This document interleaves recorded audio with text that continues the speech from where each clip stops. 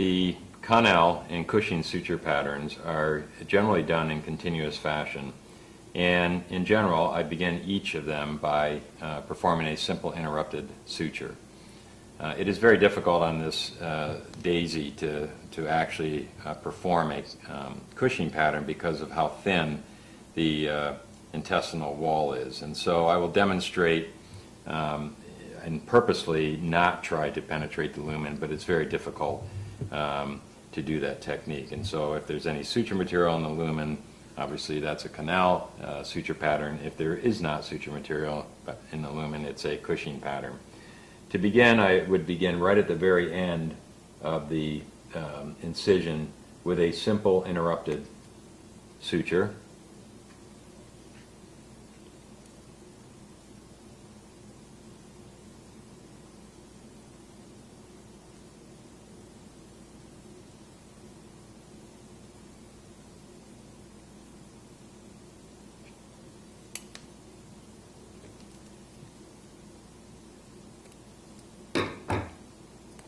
Once again, I'm going to use my trusty assistant, and it's very helpful to maintain even tension to have an assistant surgeon. Obviously for practice you may not have that luxury, but in life it's really nice to have an assistant.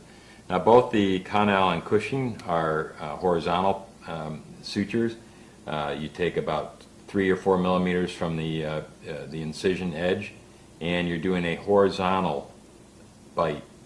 In this case, I'm deliberately trying not to penetrate the lumen, so I'm constructing a Cushing suture. And so I pull this through, and I'm going to come across the wound and do a similar bite on this side of the incision. And as I pull this snug, you will see that it will invert the intestinal wall. Again, this is a very nice suture to achieve serosa to serosa contact. And you will notice that a difference between the Cushing and Connell and the Lembert is that as you pull this snug and get inversion, you cannot see the suture. The suture itself is buried using this horizontal technique, Cushing or Connell suture pattern. So one of the advantages, potential advantages, at least theoretically, is that you have less suture material exposed by using one of these Connell or Cushing or horizontally directed patterns. One of the disadvantages is that you have the tendency to invert, or you have the tendency to invert more of the intestinal wall.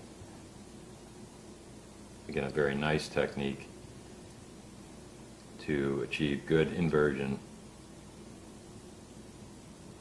of the intestinal wall. Now to end this suture pattern, what I do, you can always tie just across the bowel, but I will reverse my needle, take a backhand suture bite,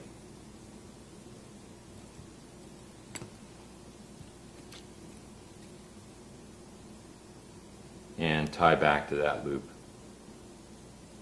It's always fair to end by just tying back to the loop of your last suture, however.